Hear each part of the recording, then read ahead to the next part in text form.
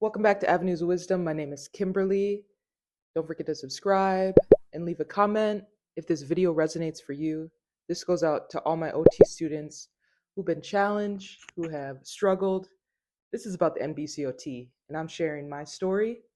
It goes pretty deep, and just to share that you're not alone and that you have an extreme abundance of resilience.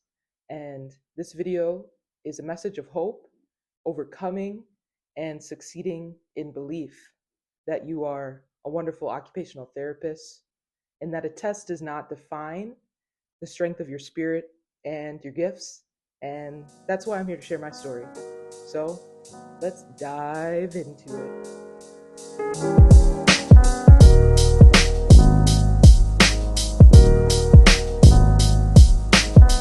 The failure and what happened with that and how I felt. What a journey.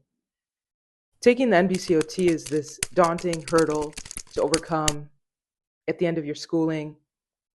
Some programs may really prepare you for that. Some you may have to enter into preparation on your own by spending so much money about resources and books and courses. And what I wish I would have learned, or what I wish I would have been shown, was that every individual person has different learning adaptations and experiences. And the NBCOT really is a test that is formulated in one way.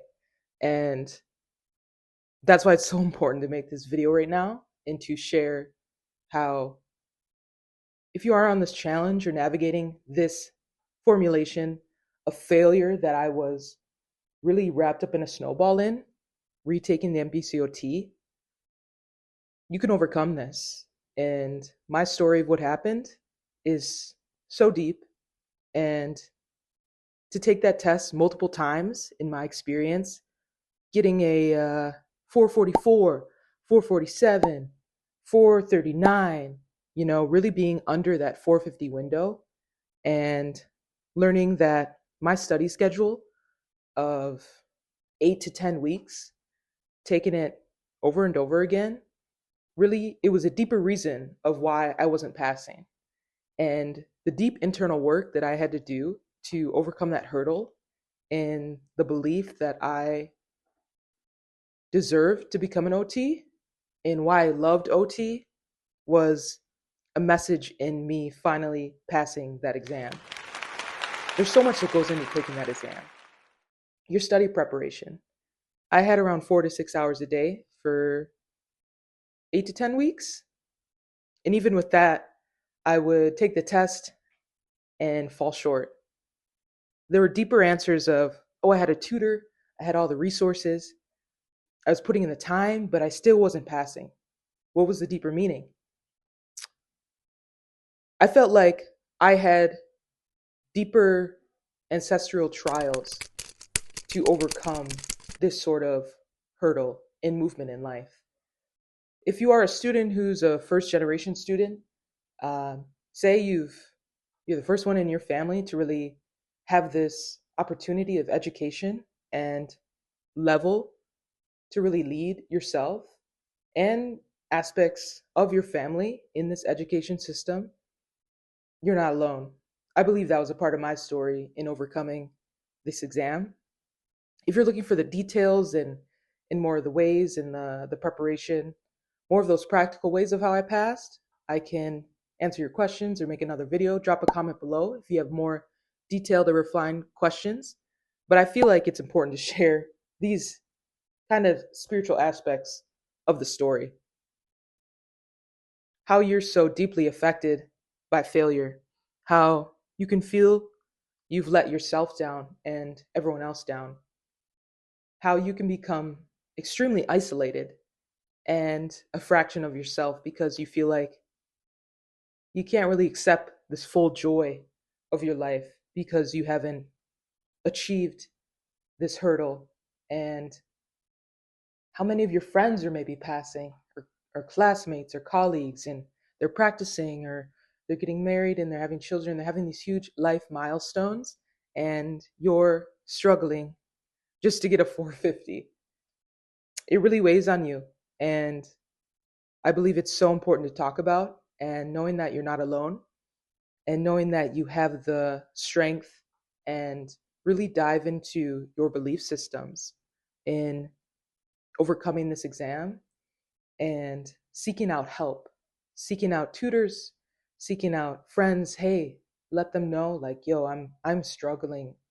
Um, and I can say that I was someone who I I didn't conceive that that was even like, it wasn't comfortable for me at certain times. And that's where I was wrong, and that's where I had to learn to really reach out for that help.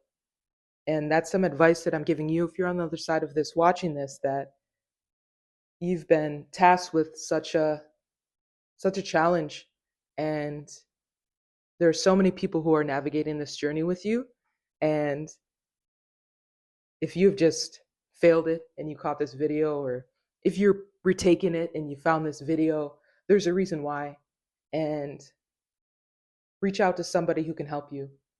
And I'm here as an advocate. I'm here as a person to really acknowledge the reality of the challenges of this exam, and how you have to have all of this array of knowledge to sit down in front of this. And it's really important that if you have any sort of like anxiety around this, which I did, and I had to learn,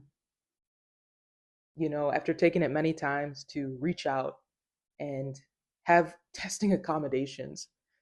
In the beginning, I was like, I don't need testing accommodations. Like, I can I can do this. Let me just re-sign up for this again. Pay my I'd pay what I $430 for this exam. Um, you know what? I'm gonna do it this time. I'm gonna get it this time, and to fall short of that 450 and how heartbreaking that can be is so devastating. I am really encouraging you to reach out to seek those testing accommodations. What was a huge difference in how I passed? I sought out those testing accommodations. I was able to have a room alone. I remember I was able to have extended time, so I wasn't distracted by other people taking whatever. Everyone's taking like some sort of exam, when they go in and they wand you down, and it's very just like a strict, cold environment. And to have those accommodations and freedom to really kind of like relax as you take this exam is what going to help you boost over that 450 line. And that's a really important part. I just want to have a conclusion point to the person watching this video right now.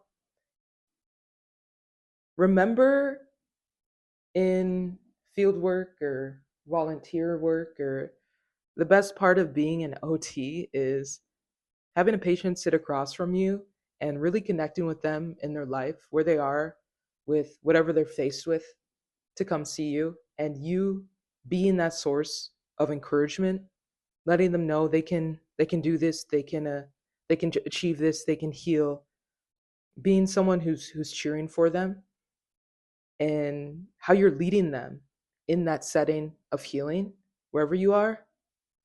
That's that's what you need to be for yourself. And that's the source of being an OT, is you have that knowledge on adaptation.